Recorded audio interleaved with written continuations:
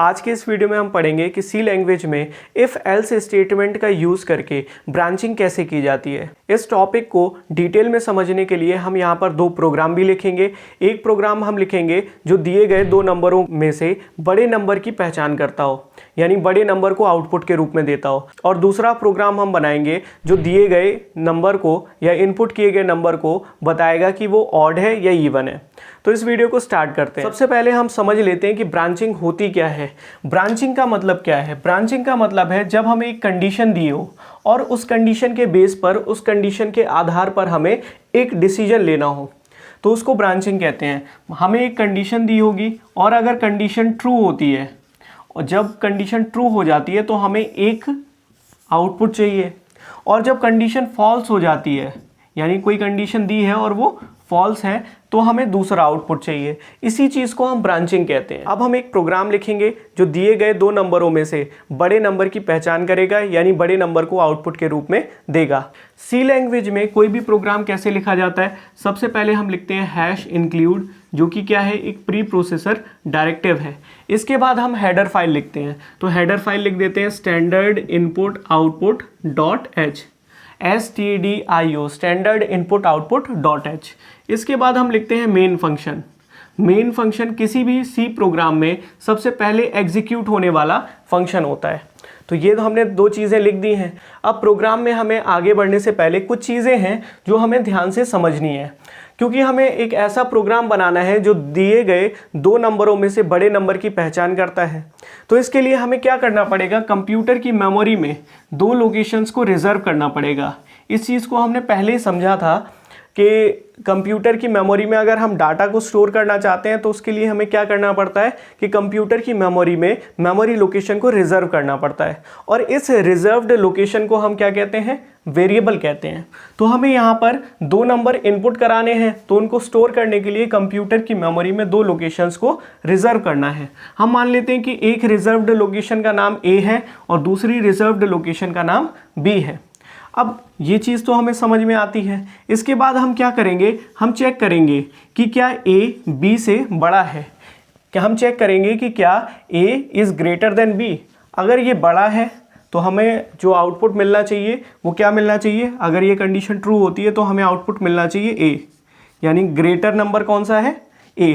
और अगर ये कंडीशन फॉल्स हो जाती है, ये कंडीशन गलत हो जाती है, तो बड़ा नंबर कौन सा है? A is greater than B, और ये कंडीशन जब फॉल्स है तो इसका मतलब है कि बड़ा नंबर कौन सा है? B। तो हमें जो आउटपुट चाहिए वो B चाहिए। तो इस प्रोग्राम को अब हम लिखते हैं। सबसे पहले हमें दो लोकेशन को रिजर्व करना है, तो इसके लिए हम क्या करेंगे? INT A, B ये लिख देंगे। इससे क्या होगा? कंप्यूटर की मेमोरी में दो लोकेशन रिजर्व हो जाएंगी। एक लोकेशन का नाम होगा A और दूसरी लोकेशन का नाम होगा B। और क्योंकि इसके अंदर हम इंटीजर टाइप के डेटा को स्टोर करना चाहते हैं, पूर्णांक को स्टोर करना चाहते हैं, इसलिए हमने यहाँ पर डेटा टाइप क्या लिखा है? इंटीजर, INT लिखा है। अब हम क्या करेंगे कि इसके अंदर यूज़र से डेटा को इनपुट कराने के लिए स्टेटमेंट लिखते हैं। सबसे पहले हम प्रिंट एफ स्टेटमेंट लिखते हैं, या इसमें हम एक मैसेज प्रिंट करेंगे, एंटर द नंबर्स। तो हमने यहाँ पर एक स्क्रीन पर मैसेज प्रिंट करने के लिए स्टेटमेंट लिखी है, और इस स्टेटमेंट को हमने किस फंक्शन में लिखा है? प्रिंट एफ फंक्शन में। ये प्रिंट एफ फंक्शन क्या करेगा? ये स्क्रीन पर मैसेज प्रिंट करेगा, एंटर द नंबर्स। और नंबर्स को इनपुट के रूप में लेने के लिए हमने यहाँ पर स्कैनएफ फंक्शन का यूज़ किया है। अब इसके बाद क्या करेंगे? हम यहाँ पर इफ़ एल्स स्टेटमेंट लगाएंगे। इस टॉपिक को आपको यहाँ पे ध्यान से समझना है। इफ़ एल्स स्टेटमेंट कैसे लगाई जाती है? सबसे पहले हम लिखते हैं इफ़, और यहाँ पर ब्रैकेट में लिखेंगे जो कंडीशन है वो लिखेंगे। सबसे पहले हमने इफ़ लिखा, अब जो कंडीशन है वो लिखते हैं। कंडीशन क्या है कि अगर A बड़ा है B से, अगर A बड़ा है B से, तो हमें आउटपुट क्या चाहिए? हम यहाँ पर लिखते हैं प्रिंट एफ फंक्शन, जो कि आउटपुट दिखाएगा। तो हम यहाँ लिखते हैं प्रिंट एफ फंक्शन, और यहाँ पर लिखेंगे द ग्रेटर नंबर इज़। हमने यहाँ पर लिखा the greater number is %d, लेकिन क्या हमें नंबर %d लिखना है? नहीं, हमें %d की जगह पर वो बड़ा नंबर प्रिंट करना है जो A और B में से बड़ा है। तो अगर ये कंडीशन ट्रू होती है तो A और B में से बड़ा नंबर कौन सा है? A है। तो हमें क्या प्रिंट करना है आउटपुट में? A। तो हम कॉमा लगा के यहाँ लिख देते हैं A। ये स्टेटमेंट हमारी पूरी हो गई। और अगर ये कंडीशन फॉल्स होती है, ये आउटपुट हमें तब मिलेगा जब ये कंडीशन ट्रू होगी, और जब ये कंडीशन फॉल्स होती है तो हम यहाँ क्या लिखेंगे, एल्स। हम लिखेंगे एल्स। और इस स्थिति में बड़ा नंबर कौन सा है, जब ये कंडीशन फॉल्स होती है तो इस स्थिति में बड़ा नंबर है b। तो हम यहाँ पर आउटपुट प्रिंट करने के लिए क्या लिखेंगे, प्रिंट f, फंक्शन को यूज़ कर रहे हैं, लिखेंगे the greater number is %d। अब इस %d का क्या मतलब है, %d का मतलब है कि इसकी जगह पर हमें कोई नंबर प्रिंट करना है। अब कौन सा नंबर प्रिंट करना है, वो हमने यहाँ पर इन्वर्टेड कॉमा बंद किए और यहाँ कॉमा लगाया, और यहाँ पर बड़ा नंबर जो है इस बार b है, तो हमने कॉमा लगाकर यहाँ पर b लिख दिया है, और ये स्टेटमेंट हमारी ख़त्म होती है। तो यहाँ पर हमने सेमीकोलन लगाया है, और यहाँ हम लिख देते हैं रिटर्न 0, क्योंकि ये जो फंक्शन है, जो ये मेन फंक्शन है, ये इंटीजर टाइप के डेटा को रिटर्न कर रहा है, तो हमने रिटर्न 0 लिख दिया है। इससे हमारे प्रोग्राम पर कोई फ़र्क नहीं पड़ेगा। तो इस तरीके से हमने इफ़ एल्स स्टेटमेंट को यूज़ करके यहाँ पर एक प्रोग्राम लिखा है जो दिए गए दो नंबरों में से बड़े नंबर को आउटपुट के रूप में प्रिंट करेगा। तो अब ये प्रोग्राम काम कैसे करेगा, हमने सबसे पहले यहाँ पर लिखा है a और b, INT a, b।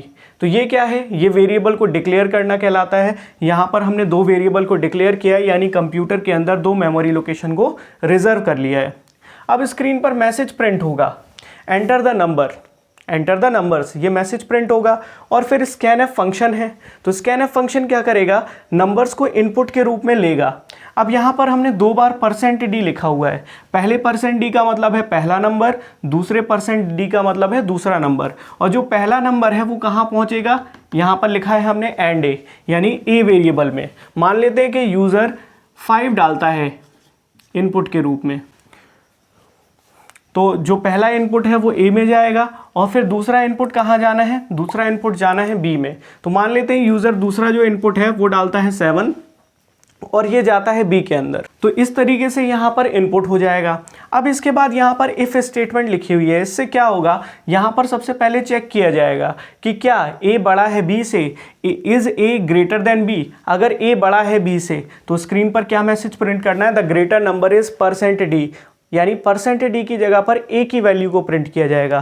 तो यानी जो बड़ा नंबर है वो कौन सा है, a। तो यहाँ पर स्क्रीन पर ये वाला आउटपुट हमें मिलेगा। अगर ये कंडीशन फॉल्स है, ये कंडीशन ट्रू नहीं है, फॉल्स है, तो हमें आउटपुट क्या मिलेगा, आउटपुट हमें ये वाला मिलेगा, the greater number is %d, यानी जो बड़ा नंबर है वो कौन सा, b है। तो बड़ा नंबर स्क्रीन पर प्रिंट होगा कौन सा, b। और इस तरीके से ये हमारा प्रोग्राम जो है वो ख़त्म हो जाएगा। तो हमने देखा कि इफ़ एल्स स्टेटमेंट इस तरीके से काम करती है। अब हम एक ऐसा प्रोग्राम लिखेंगे जो कि दिए गए नंबर को बताएगा कि वो ऑड है या इवन है। इस प्रोग्राम को लिखने के लिए हमें कंप्यूटर की मेमोरी में एक वेरिएबल को बनाना पड़ेगा या एक वेरिएबल को डिक्लेयर करना पड़ेगा। नंबर कब हम बता पाएंगे कि वो ऑड है या इवन है, जब हम उस नंबर को इनपुट करेंगे। और अगर हम उस नंबर को इनपुट करेंगे तो उसे कंप्यूटर की मेमोरी में स्टोर करना पड़ेगा। तो हम एक कंप्यूटर की मेमोरी में मेमोरी लोकेशन को रिजर्व करेंगे और मान लेंगे कि उस रिजर्व्ड लोकेशन का नाम है n। अब हम कैसे चेक करेंगे कि कोई नंबर ऑड है या इवन है, उस नंबर में हम 2 से डिवाइड करेंगे, और अगर रिमाइंडर 0 मिलता है तो इसका मतलब है वो नंबर इवन है। और अगर हम उस नंबर में 2 से डिवाइड करते हैं और रिमाइंडर हमें 1 मिलता है या 0 नहीं मिलता है, तो इसका मतलब है कि वो नंबर ऑड है। तो इसके लिए हम करेंगे क्या, इसके लिए हम ये कंडीशन लगाएंगे। हम n जो हम इनपुट कर रहे हैं नंबर, वो नंबर है n। हम n में 2 से डिवाइड करने के बाद देखेंगे कि क्या रिमाइंडर 0 मिलता है। अगर रिमाइंडर 0 मिलता है तो इसका मतलब नंबर इवन है। तो यहाँ पर हमने मॉड साइन का यूज़ किया है। ये क्या काम करता है, किसी नंबर में अगर हम 2 से डिवाइड करते हैं, जैसे हम 10 में अगर 2 से डिवाइड करते हैं तो हमें ये डिवाइड का साइन है, 10 में अगर हम 2 से डिवाइड करते हैं तो रिज़ल्ट के रूप में हमें क्या मिलता है, 5। वहीं अगर हम 10 में 10 का मॉड निकालें 2 से, ठीक है, तो हमें रिज़ल्ट क्या मिलता है, 0। अब इन दोनों में डिफरेंस क्या है, जब हम डिवाइड करते हैं किसी नंबर को तो हमें रिज़ल्ट मिलता है क्वोशंट, यानी डिवाइड करने के बाद यहाँ पर समझें, जैसे हम 10 को डिवाइड कर रहे हैं 2 से, तो 2 5 ज़ा 10, तो हमें डिवाइड करने के बाद जो रिजल्ट मिला है वो क्वोशंट मिला है, और यहाँ पर क्वोशंट कितना है 5। अगर हम किसी नंबर का मॉड निकालें तो हमें रिजल्ट के रूप में क्या मिलता है, जो रिमाइंडर में बचा हुआ है। तो यहाँ पर रिमाइंडर 0 बचा है, तो ये हमें रिजल्ट के रूप में क्या देगा, 0 देगा। तो ये डिफरेंस है डिवीजन में और मॉड निकालने में। जब हम डिवाइड करते हैं तो हमें क्वोशंट मिलता है रिजल्ट में, और जब हम किसी नंबर का किसी दूसरे नंबर के साथ मॉड निकालते हैं तो डिवाइड करने के बाद जो रिमाइंडर बचता है वो हमें रिजल्ट के रूप में मिलता है। तो हम कोई नंबर ऑड है या इवन है कब बता पाएंगे, जब उस नंबर में हम 2 से डिवाइड करें और हमें रिमाइंडर 0 मिले। तो हम कंडीशन यही लगाएंगे कि उस नंबर में 2 से डिवाइड करने के बाद क्या रिमाइंडर 0 मिलता है। अगर रिमाइंडर 0 मिलता है इसका मतलब ये कंडीशन ट्रू है, तो इसका मतलब वो नंबर कौन सा है, इवन नंबर है वो नंबर। और अगर ये कंडीशन फॉल्स हो जाती तो इसका मतलब है कि वो नंबर ऑड है। तो इस कंडीशन को हम लगाएंगे यहाँ पर। तो हम लिखते हैं प्रोग्राम को। हम सबसे पहले क्या लिखेंगे, एक इंटीजर टाइप का वेरिएबल डिक्लेयर करेंगे। हम वेरिएबल का नाम लिखते हैं int, हम वेरिएबल का नाम लिखते हैं n। अब हम इनपुट कराने के लिए, नंबर को इनपुट कराने के लिए यहाँ पर एक पहले मैसेज प्रिंट करते हैं स्क्रीन पर, एंटर द नंबर। और इनपुट लेने के लिए स्कैनफ फंक्शन का यूज़ करते हैं। हमने लिखा है यहाँ पर %d। %d का मतलब क्या है, एक नंबर इनपुट करना है, एक नंबर इनपुट के रूप में लेना है। अब वो नंबर हमें कहाँ स्टोर करना है, तो हम यहाँ पर कॉमा लगाते हैं और यहाँ लिखते हैं एंड n, यानी हमें एक नंबर इनपुट के रूप में लेना है और वो नंबर कहाँ पहुँचाना है, n नाम के वेरिएबल के अंदर पहुँचाना है। अब हम चेक करेंगे कि क्या उस नंबर में 2 से डिवाइड करने के बाद रिमाइंडर 0 बचता है। तो इसे चेक करने के लिए हम इफ़ स्टेटमेंट लगाते हैं। हम लिखते हैं इफ़ लिखने के बाद हमें कंडीशन लिखनी है। जब भी हम इफ़ एल्स स्टेटमेंट लगाते हैं तो इफ़ लिखने के बाद यहाँ पर कंडीशन लिखते हैं। तो कंडीशन क्या है हमारी, कि क्या n में 2 से डिवाइड करने पर जो रिमाइंडर है वो 0 बच रहा है। क्या n में 2 से डिवाइड करने पर रिमाइंडर 0 बच रहा है। अगर रिमाइंडर 0 बच रहा है तो इसका मतलब वो नंबर इवन है। तो हम स्क्रीन पर प्रिंट करेंगे द नंबर इज इवन। और अगर ये कंडीशन फॉल्स होती है, यानी उस नंबर में 2 से डिवाइड करने के बाद 0 रिमाइंडर नहीं बचता, तो हम क्या करेंगे, यहाँ पर लिखेंगे एल्स स्टेटमेंट। अगर 0 रिमाइंडर नहीं बच रहा है तो इसका मतलब वो नंबर ऑड है। तो हम स्क्रीन पर मैसेज प्रिंट करेंगे, यहाँ प्रिंट एफ फंक्शन लिखते हैं। मैसेज क्या प्रिंट करना है हमें, द नंबर इज ऑड। और लास्ट में हम लिखते हैं रिटर्न स्टेटमेंट, क्योंकि ये इंटीजर टाइप के डेटा को रिटर्न कर रहा है हमारा मेन फंक्शन, और यहाँ पर हमारा जो प्रोग्राम है वो खत्म हो जाता है। तो इस तरीके से हमने यहाँ पर एक प्रोग्राम लिखा जो इनपुट किए गए नंबर को बताएगा कि वो ऑड है या इवन है। अब ये प्रोग्राम काम कैसे करेगा, यहाँ पर हमने एक वेरिएबल डिक्लेयर किया है n। तो वेरिएबल डिक्लेयर किया है, इसका मतलब कंप्यूटर की मेमोरी में एक लोकेशन रिजर्व हो जाएगी और उस रिजर्व्ड लोकेशन का नाम होगा n। अब यहाँ पर एक प्रिंट एफ फंक्शन लिखा है और प्रिंट एफ में क्या लिखा है, एंटर द नंबर, यानी यूज़र से कहा गया है कि ये नंबर को एंटर करें। तो ये जो मैसेज है ये स्क्रीन पर प्रिंट हो जाएगा। अब यूज़र से इनपुट लेने के लिए हमने यहाँ पर स्कैनफ फंक्शन को लिखा है। स्कैनफ फंक्शन क्या करेगा, एक नंबर इनपुट के रूप में लेगा, यहाँ पर लिखा हुआ है %d, तो एक नंबर इनपुट के रूप में लेगा और इस नंबर को कहाँ स्टोर कर देगा, वो n वेरिएबल में स्टोर कर देगा। अब यहाँ पर इफ़ स्टेटमेंट लिखी है, इफ़ में कंडीशन है। कंडीशन क्या है कि n में 2 से डिवाइड करने पर क्या रिमाइंडर 0 बचता है। अगर n में 2 से डिवाइड करने पर रिमाइंडर 0 बचता है, इसका मतलब है वो नंबर इवन है। तो स्क्रीन पर हमें क्या मैसेज प्रिंट करना है, द नंबर इज इवन।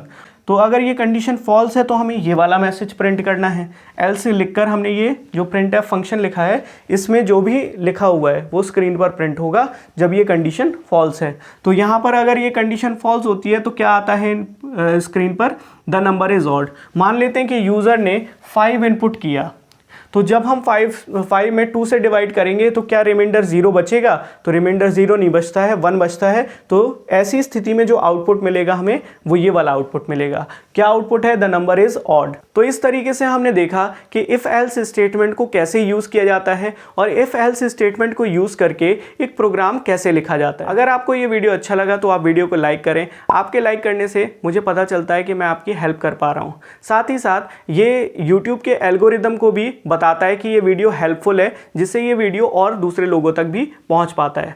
तो फिर मिलते हैं अगले वीडियो में।